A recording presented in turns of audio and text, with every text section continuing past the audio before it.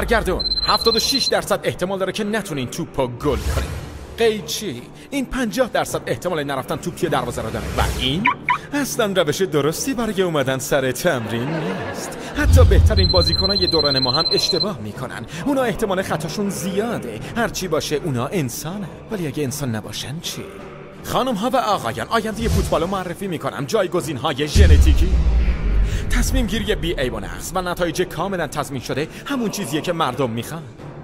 فوتبال تغییر خواهد کرد برای همیشه. یه حرکت از نیمار، اولی رو دیریب میکنه، دومی هم همینطور، ولی سومی توپشو میزنه. اینجوری تو این بازی انگار همین بازیکن همیشگی نیست. به نظر میاد اون از دوران اوجش خیلی فاصله گرفته.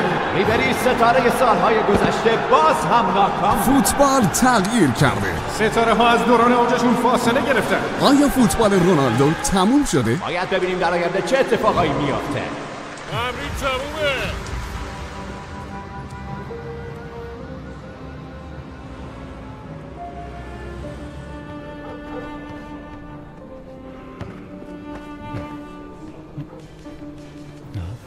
حالا میریم سراغ بسکتبال، ورزشی که طرفدارای خیلی زیادی داره. قبل از کمپانی بی عیب و نقص فوتبال یه پدیده غیر قابل پیش بینی بود، ولی من تغییرش دادم. به نظرتون بازیکنه خوب کجا؟ منظورتون اینه که دارن چی کار میکنن و کجا؟ چه فرقی داره؟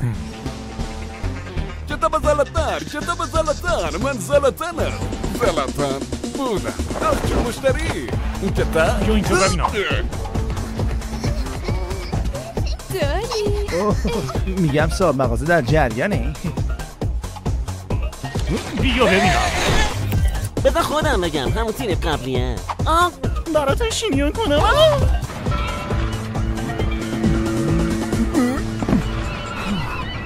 جورمی مخفیه.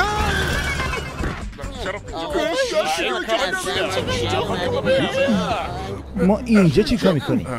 تا تلاش کنیم برای نجات فوتبال. از سلیقت خوشم اومد. بازی که ما عاشقشیم داره از بین میره. جایگزینا دارن نابودش میکنن. ما باید به خودمون بیاییم. باید میخوام بذارم فیسبوک گلاره. مادرمون میخواد اونا رو نابود کنیم ولی اونا شکست ناپذیره. هیچ کس فکر نمیکنه که اونا شکست بخورن، ولی شما میتونید. شما میتونید این کارو بکنید.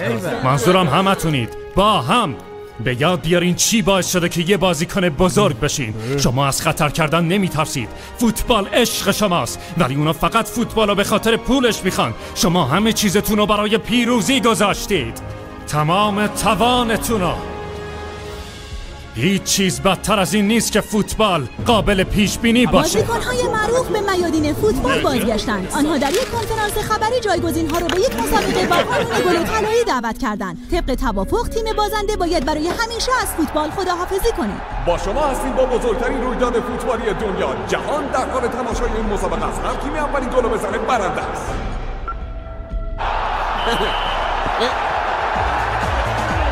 این جوجو رو ببین.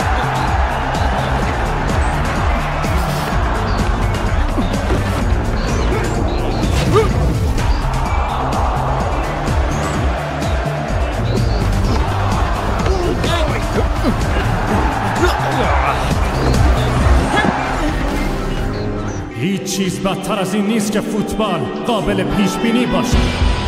آها بیا بگیرش عزیزم.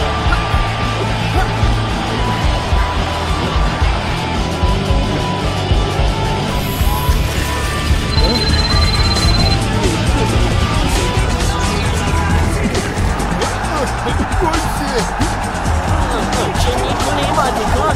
بیا تمام رو برم یه تری کلم گوشهشون بگی.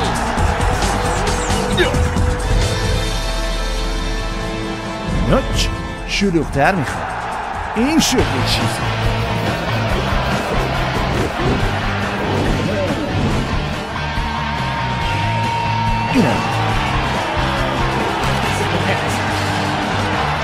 و این میگم